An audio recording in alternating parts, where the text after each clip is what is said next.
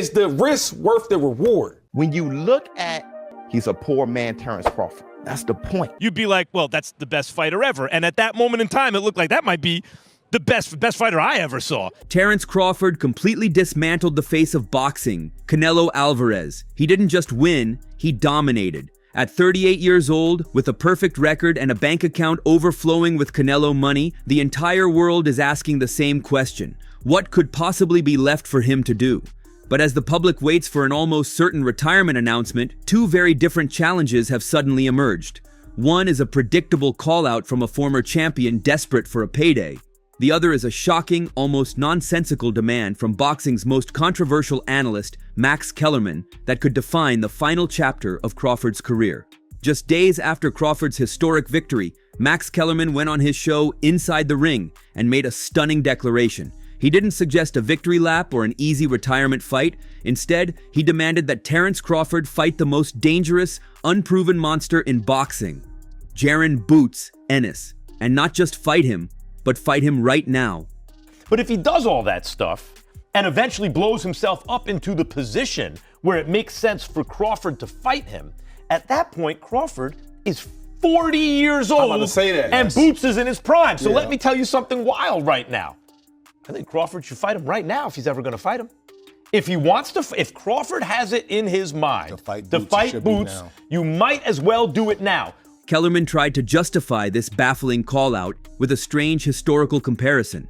He argued that Crawford should follow the Floyd Mayweather playbook, referencing how Floyd fought a young, undefeated Canelo Alvarez. Kellerman claimed that a truly great fighter gets them while they are both in their prime, before one of them gets super old. What did Floyd Mayweather do with Canelo Alvarez? Now Canelo was already an enormous draw, and that's the difference. But he didn't wait till he got super old, and Canelo entered his prime. He got him right then. But the panel and the entire boxing world immediately saw the massive hole in his logic. Kellerman's own co-panelist, Mike Coppinger, immediately fired back, exposing the entire argument as a terrible business decision. He asked the simple question, is the risk worth the reward? What are we talking business right now? Because if you're Boots, right? And I guess the thing for Canelo is, Floyd made some good money there. Canelo had a nice following. Is there a super big following for Boots outside of just the boxing world? That's what Max is saying. The market is not that I know, big. but what I'm saying is like, so the money was like, if I'm Crawford, would I jump out there and fight? Because Boots ain't no easy fight. Is the risk worth the reward? The answer, as Kellerman himself was forced to admit on live television, was a simple no. You know what I'm saying? The answer right now is no. I think Boots is probably a little bit bigger than we're giving him credit for commercially, especially after this performance. And I think if you fight Crawford, it would rise to a level. After Crawford's win over Canelo on Netflix, I think people do want to see this fight. Is it a mega fight? Maybe not, but I do think it's a very commercially viable fight. The comparison to Mayweather-Canelo was fundamentally flawed. When Floyd fought Canelo, Canelo was already an enormous draw, a proven pay-per-view star who brought his own massive fan base to the event. Boots Ennis, while being a terrifying and avoided knockout artist, has almost zero commercial draw outside of die-hard boxing fans. He's a fighter who still struggles to sell tickets in his own hometown. For Crawford, a fight against Boots is the definition of all risk, no reward. It's a high-stakes gamble against a dangerous younger man for practically no money and no legacy boost. Who they are cancels out each other as far as height. You know, they both switch hitters, lift, and everything. All of that cancels out each other. So they are literally the same people, pretty much. The only difference is Crawford done been in the big stage against big fighters so many times. And also, with age, he didn't beat up his body, so his age is actually good. He got the grown man strength. He not just grown man strength, but he built on top of that. Like, look at him at 135. He was a little scrawny dude. He wasn't a big dude. Now look at him. He ripped up everything. He's strong. So sure. I feel like he got everything, all the experience, all the knowledge. So I got to go with Crawford. This insane take, however, is becoming the new normal for Max Kellerman. This is the same analyst who recently stood on stage at the Canelo-Crawford press conference and sparked a bizarre clash with Canelo himself. Kellerman grabbed the mic and began a strange tangent about how boxing isn't as popular as it used to be, all while praising Dana White and the UFC. Canelo had to interrupt him, visibly irritated, telling him, "Hey Max, boxing is always big." Boxing's not as popular as it used to be anymore, right? UFC is really popular. That's because of Dana White. he built something like the NBA. Stop now, because he's about to do it for boxing again. For boxing now. You want an NBA or an NFL in boxing? Here it comes. Because he knows how to build an institution. And how do you do that? Hey Max. Boxing is always bigger and big. Don't say boxing is not big enough. Boxing is big. You know how big is boxing. Should it get bigger, yes or no? Yeah. Should it get bigger, Canelo? Yeah, maybe it's gonna be bigger, but look, boxing is always big and bigger and bigger. We need to talk about that too. This pattern of behavior, combined with his heated, often illogical debates with legends like Roy Jones Jr., paints a clear picture. Kellerman isn't just an analyst anymore. He's a controversialist, a man who seems to crave the headlines that come from making the most shocking and indefensible arguments possible. Roy, because of that, throughout a lot of your career, your marketability suffered because no one could put you in a fight, right? No one really ever came close to putting you in a fight. That's kind of happened to Bud so far. Is he therefore prepared for a fight like Canelo, giving up or having to jump up 2 more weight classes and fight a guy who might put him in a dogfight, a real one, for the first time in his career? When we get put in that position, we go find opposition to make that happen. You understand me? So when we go looking for the opposition, we're not concerned about how big they are, how fast they are, how strong they are. We feel like we got enough that we can bring to the table with anybody. That night I fought John Ruiz, I didn't care who was over there. Whoever they brought out that locker room was going to get it. You understand me? That's just what it was. And I think Bud kind of has that feeling. Now, Bud, you got to remember, has been around for a long time. Nobody called him out.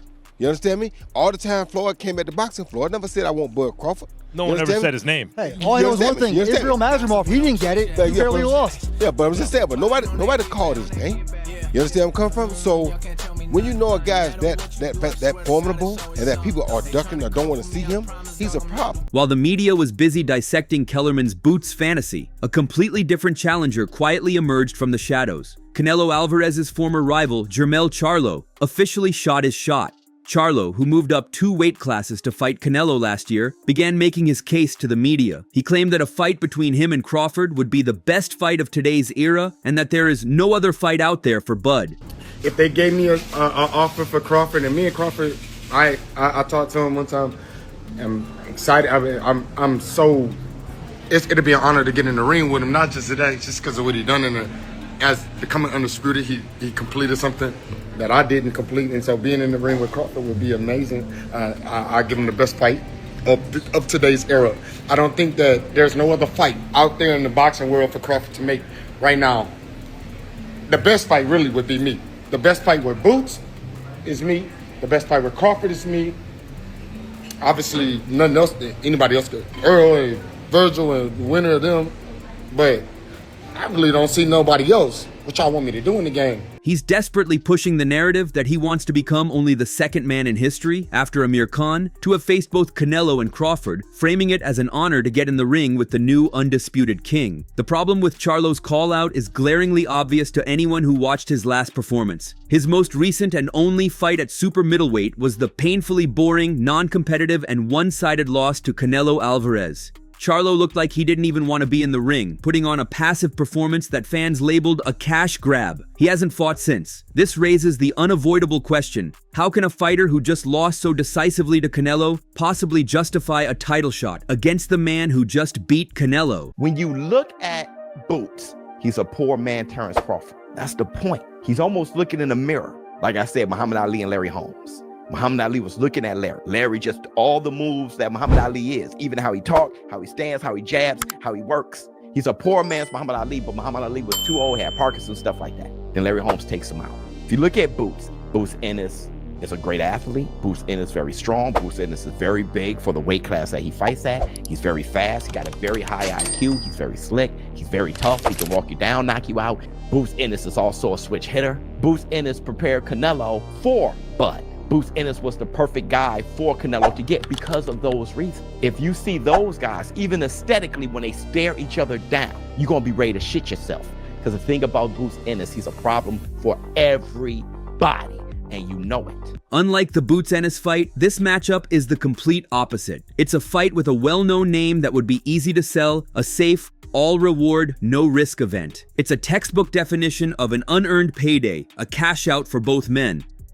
This is the impossible choice that Terence Crawford now faces. After achieving the pinnacle of the sport, his final challenge isn't a physical one, but a complex business decision. He is now trapped between two deeply flawed options, each being debated furiously by fans. On one side, he has Max Kellerman's insane demand, a legacy-defining, all-risk, no-reward fight against the boogeyman Boots Ennis. On the other side, he has Charlo's boring plea, a zero-risk, all-reward money fight that most fans feel is completely undeserved. What does the king do when his only options are a fight that is too dangerous or a fight that is too easy? Does he give in to Kellerman's ridiculous media pressure and take the ultimate gamble? Does he take the easy money and face Charlo, potentially tarnishing his exit with a fight no one asked for? Or will he do the one thing that neither of these challengers or analysts expects? Will he simply smile, hang up his gloves, and walk away from the sport, leaving them all to fight over the throne he just left permanently empty? So, that's all from today's video. If you enjoyed it, remember to leave a like, subscribe, and ring that bell icon so you never miss our upcoming videos. And don't forget to share your thoughts in the comments section. Stay tuned, and we will catch you in the next video.